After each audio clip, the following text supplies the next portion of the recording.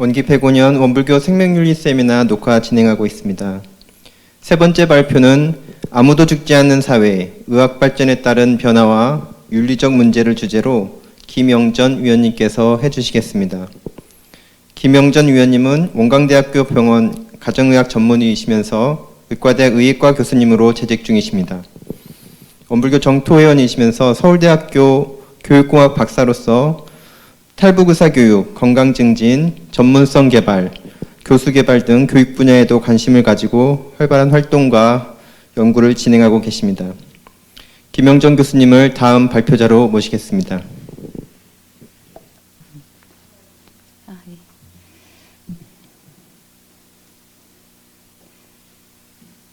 안녕하세요. 저는 원광대학교 의과대학의 김영전입니다. 원불교 생명윤리 연구회 위원으로 활동하고 있습니다. 제가 연명치료에 관련한 22년도 저희 세미나 주제와 관련해서 오늘 이 자리에서 드릴 말씀은 조금 앞선 발표자들의 내용하고는 좀 다릅니다. 연명치료와 관련해서 크게 이슈가 되는 문제는 첫 번째 시각과 두 번째 시각이 있는데요. 첫 번째 시각은 생명 그 자체가 너무나 중요하기 때문에 생명을 지키는 게 굉장히 중요하다. 끝까지 싸워서 생명을 끝까지 지켜야 한다는 입장이 있습니다. 또 다른 입장에서는 생명을 연장하는 것만이 중요한 건 아니다. 좀 더 존엄한 입장에서 끝까지 삶의 가치를 지키면서 그 존엄하게 돌아가실 수 있도록 죽음을 맞이할 수 있도록 도와야 한다는 입장이 있습니다.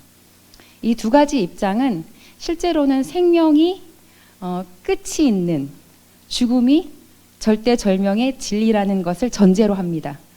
그래서 이제 죽음을 이겨내야 한다는 걸 전제로 하는데요. 산업에서는 과학, 기술, 의학, 산업에서는 조금 더 다른 시각이 있습니다.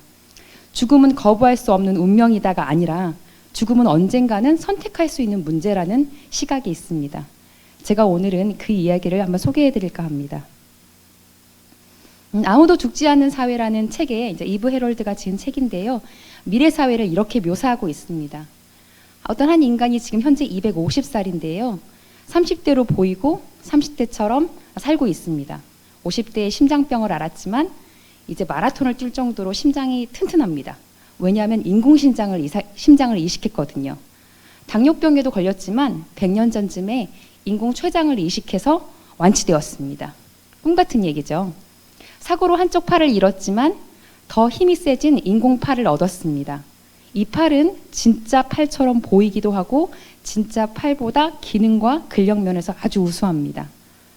눈에 콘택트 렌즈를 끼고 있는데요. 이 콘택트 렌즈는 내가 보는 세상의 모든 것들의 정보와 접속을 합니다. 필요한 정보를 받아들이고 또 해석할 수 있는 능력을 가지고 있습니다. 뇌 속에는 신경을 이식했는데 그 결과 지금 이 시대에 사는 사람들은 그 전에 살았던 사람들 세대의 사람들보다 훨씬 더 강화된 지적 능력을 가지고 있습니다. 기억은 확장되어 있고 언제라도 지식을 어디서든 다운받을 수 있습니다. 이 인간은 250살이지만 실제로 죽음을 걱정하지 않습니다. 몸속에는 나노 로봇이 있는데요. 몸속 구석구석을 다니면서 질병이나 노화로 이러한 그 세포를 수리하고요. DNA의 복제가 오류가 생기면 이걸 복구합니다. 암세포는 즉시 없애버릴 수 있습니다. 어떠세요? 상상이 좀 되시나요? 이런 게 가능할까요? 꿈 같은 얘기처럼 들리시나요? 한번 보시죠. 어디까지 우리가 와 있는지. 조금 시각을 좀 옮겨볼게요. 1948년도에 UN 인권헌장에서는 생명권을 가장 중요한 가치로 인정하고 있습니다. 생명은 인간이 수호해야 할 가장 중요한 가치죠. 또 다른 표현으로 하면 죽음은 물리쳐서 싸워 이겨야 하는 대상입니다. 여러분도 그렇게 느끼셨죠? 또 다른 시각으로 보면 이제 종교적인 시각인데요. 종교적인 시각에서의 죽음은요. 신이 내린 운명 같은 것, 거부할 수 없는 어떤 것입니다. 또 우리 입장에서 조금 보면 이게 자연, 생로병사의 자연스러운 자연의 이치. 어찌 그걸 이겨낼 수 있을까 하는 입장이 있습니다.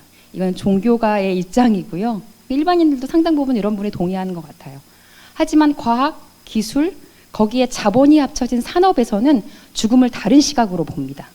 죽음은요, 인간이 죽는 건 자연스럽게 죽어야 해서 죽는 게 아니라 특정한 기술적 결함으로 죽을 수 있다는 걸로 보는 거죠. 심장병으로 죽었습니다. 심장병의 원인은 뭡니다? 뭐 혈관에 기름때가 끼었겠죠. 그래서 혈관이 제대로 활동을 못하고 있습니다. 그 원인은 또 뭡니다? 이게 기술적 결함으로 생겨서 죽는 거기 때문에 그 기술적 결함들을 하나하나 차근차근 해결하다 보면 결국엔 죽지 않는 사회, 늙지 않는 사회가 가능하다는 게 과학기술이 보는 죽음입니다. 실제로 이렇게 많이 보고 있습니다. 대표적인 사람들은 굉장히 많습니다. 여러분이 되게 아시는 이거 페이팔 창업자죠. 나는 영원히 사는 게 목표다. 어떤 사람은 죽음을 수용하고 또 어떤 사람은 죽음을 부정하지만 나는 죽음과 싸우겠다. 위에는 오라클 창업자입니다. 또 되게 유명한 사람이죠. 세르게이 브린, 오른쪽에 있는 세르게이 브린은 구글 공동 창업자입니다.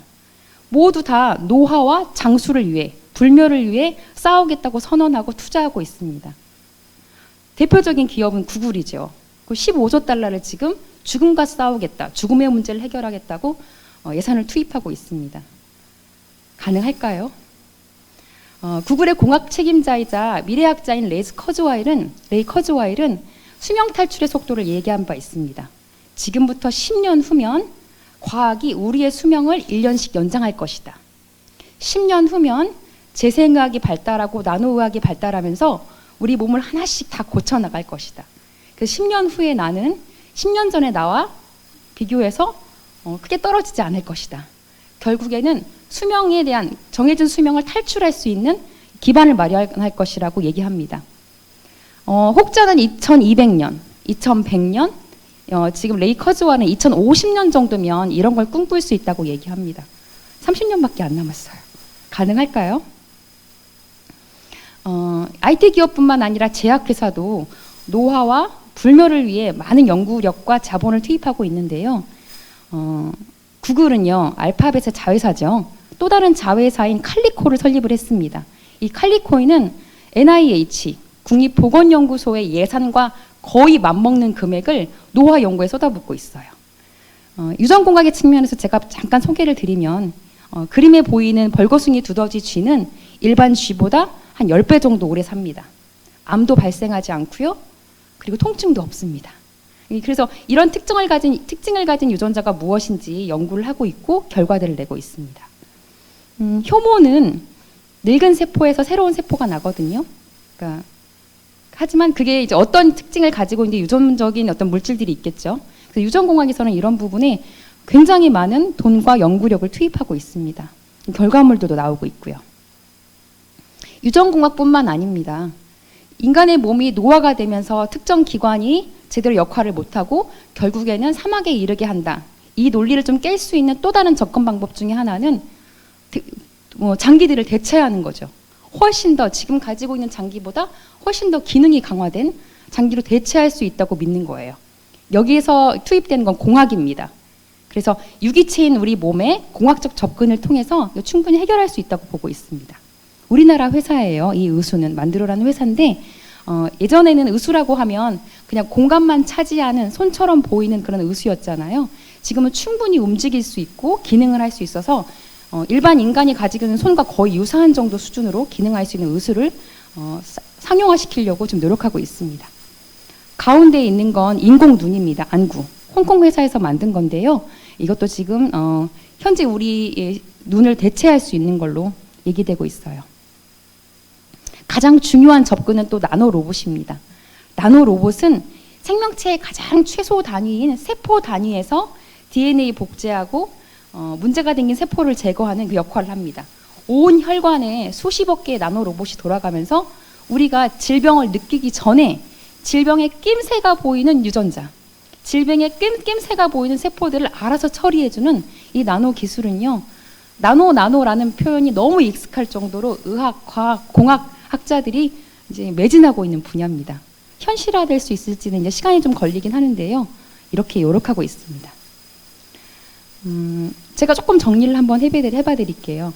몸의 기관, 몸의 장기 하나가 이상하다, 문제가 있다. 여러분이 익숙한 것은 생체 이식을 받는 겁니다. 근데 생체 이식은 한계가 있죠. 그래서 생체 이식만으로는 불가능하다.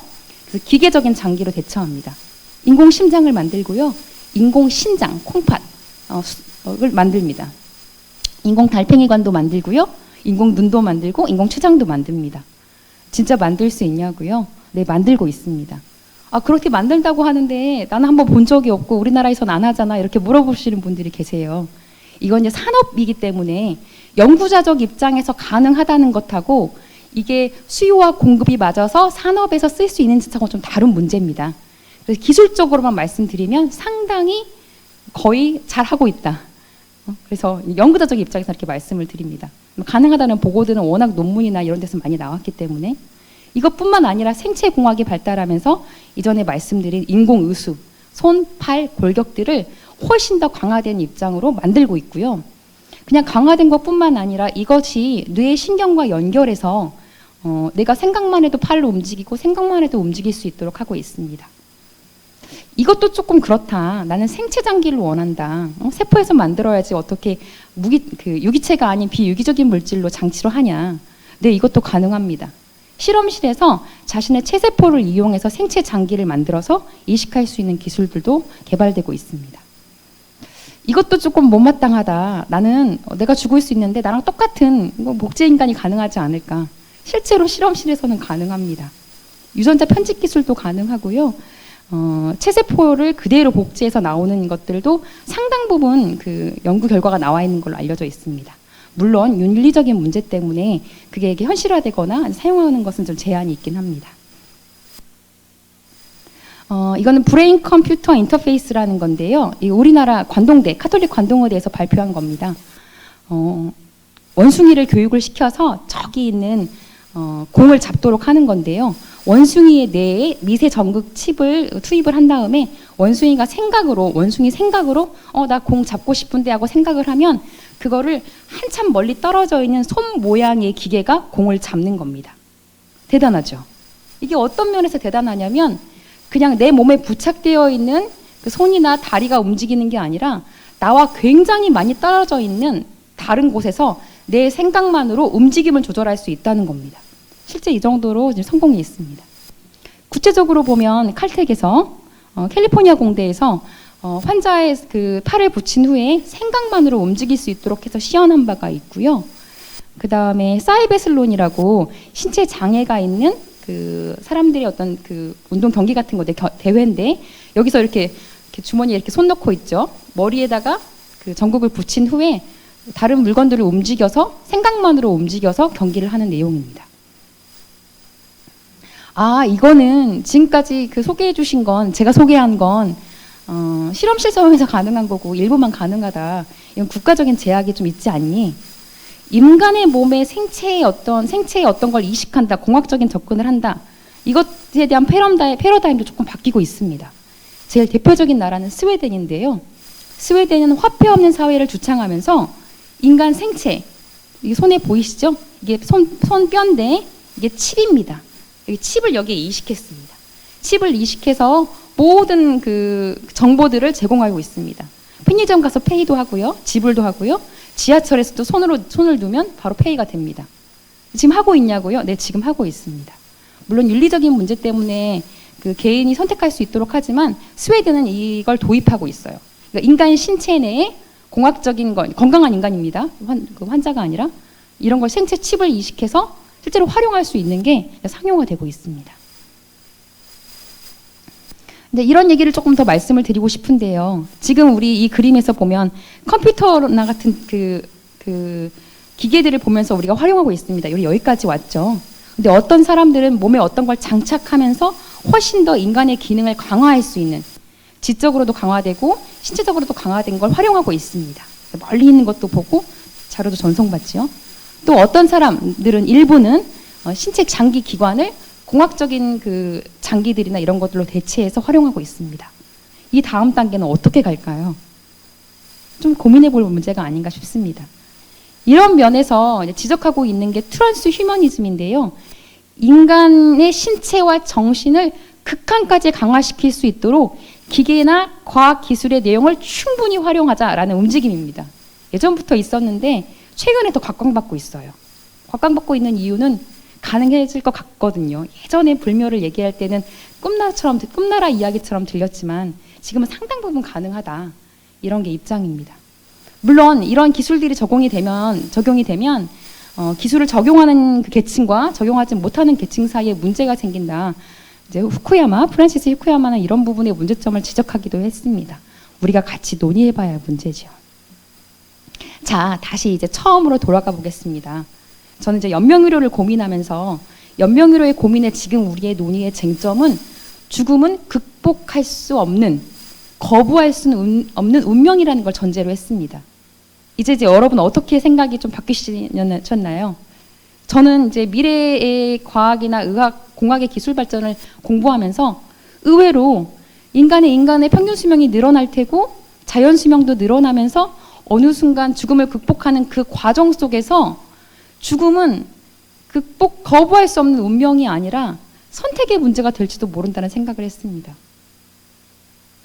나이 90, 100, 110, 120살 살면서 모든 기계와 모든 유전공학적인 것, 재생의학, 인체공학 이런 도움을 많이 받아가면서 살아가지만 어느 순간은 그 도움을 받지 않고 자연스럽게 맞이하고 싶다.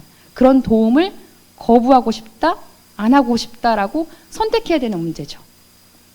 그때 누군가는 그러면 자살입니다라고 말하지 않을 것 같아요.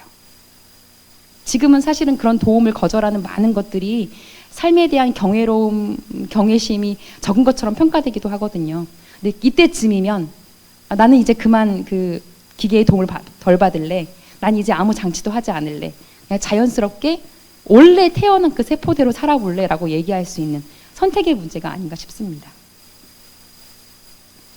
이 불멸에 관한 이야기들은요, 매번 저만 얘기하는 게 아니라 진시황제부터 모든 인간의 역사에서 다 얘기를 했습니다. 과학자들이 그런 얘기를 할 때마다 유발 하라리의 표현에 의하면 늑대가 보이지 않는데도 늑대가 온다고 소리치는 양치기 소년 같다고 표현합니다. 그런데요, 이제 유발 하라리는 조만간 늑대는 실제로 나타난다고 얘기하고 있습니다. 제 생각에도 조만간 나타날 것 같아요. 누구의 그 예언처럼 2200년, 2100년, 레이커즈와일처럼 2050년이 될지 모르겠지만 몇 년 안 남았고 제가 살아있는 동안에도 이 이야기를 같이 고민하지 않을까 싶습니다. 이제 연명의료는 지금까지의 고민과 더불어 조만간 나타나는 늑대를 고민하면서 다시 한번 생각의 패러다임을 바꿔야 되지 않을까 싶습니다. 이런 고민들을 올해도 내년도 여러분과 함께 하고 싶습니다. 이상으로 마치겠습니다. 감사합니다.